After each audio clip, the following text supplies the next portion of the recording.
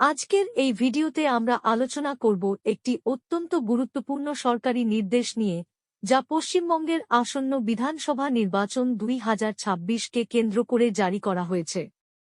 সম্প্রতি পশ্চিমবঙ্গ সরকারের নবান্ন থেকে চিফ সেক্রেটারির দপ্তর থেকে একটি অফিসিয়াল নোটিশ প্রকাশিত হয়েছে।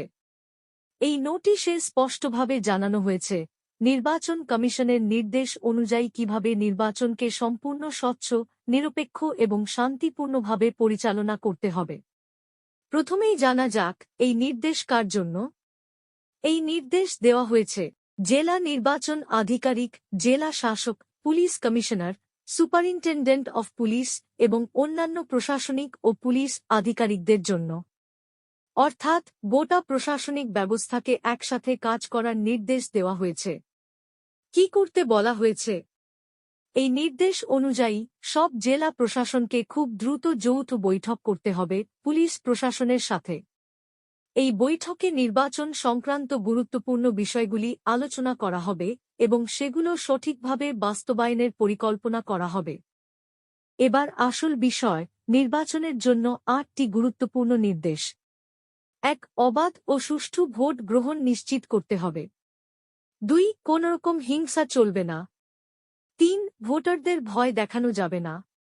4. কাউকে প্রলোভন দেওয়া যাবে না। 5. ভুজো ভোট বা ছাপ্পা ভোট একেবারেই চলবে না। 6. বুথ জ্যাম করা যাবে না। 7. ভোটারদের বাড়ি থেকে বেরোতে বাধা দেওয়া যাবে না। 8. এবং সবচেয়ে গুরুত্বপূর্ণ, কোনো সরকারি কর্মচারী যদি সরাসরি বা পরোক্ষভাবে কোনো রাজনৈতিক কার্যকলাপে জড়িত থাকেন, তাহলে তার বিরুদ্ধে কড়া ব্যবস্থা নেওয়া হবে। এমনকি FIR পর্যন্ত দায়ের হতে পারে। এই শেষ পয়েন্টটি কেন এত গুরুত্বপূর্ণ? কারণ নির্বাচন চলাকালীন প্রশাসনের নিরপেক্ষতা বজায় রাখা অত্যন্ত জরুরি। যদি কোনো সরকারি কর্মী রাজনৈতিকভাবে পক্ষপাতদুষ্ট হন, তাহলে নির্বাচনের বিশ্বাসযোগ্যতা প্রশ্নের মুখে পড়ে। আরও কি বলা হয়েছে? এই নির্দেশগুলি শুধু উপরের স্তরে সীমাবদ্ধ থাকবে না।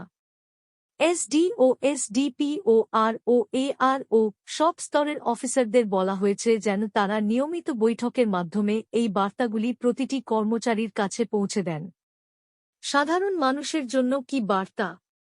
এই 8টি নিয়ম জনসমক্ষে প্রচার করতে বলা হয়েছে, যাতে সাধারণ মানুষও তাদের অধিকার সম্পর্কে সচেতন হন এবং নির্ভয়ে ভোট দিতে পারেন। শেষে গুরুত্বপূর্ণ তথ্য, প্রতিটি জেলার প্রশাসনকে এই নির্দেশ মানার রিপোর্ট 1 এপ্রিল 2026-এর মধ্যে ইমেলের মাধ্যমে জমা দিতে হবে। উপসংহার, এই নির্দেশ পরিষ্কারভাবে দেখাচ্ছে যে নির্বাচন কমিশন এবং রাজ্য সরকার চাইছে 2026 সালের নির্বাচন হোক সম্পূর্ণ স্বচ্ছ, শান্তিপূর্ণ এবং নিরপেক্ষ। এখন দেখার বিষয়, এই নির্দেশ বাস্তবে কতটা কার্যকর হয়।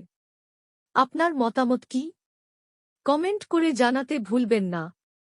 ভিডিওটি ভালো লাগলে লাইক করুন, শেয়ার করুন এবং এমন গুরুত্বপূর্ণ আপডেট পেতে চ্যানেলটি সাবস্ক্রাইব করুন। ধন্যবাদ।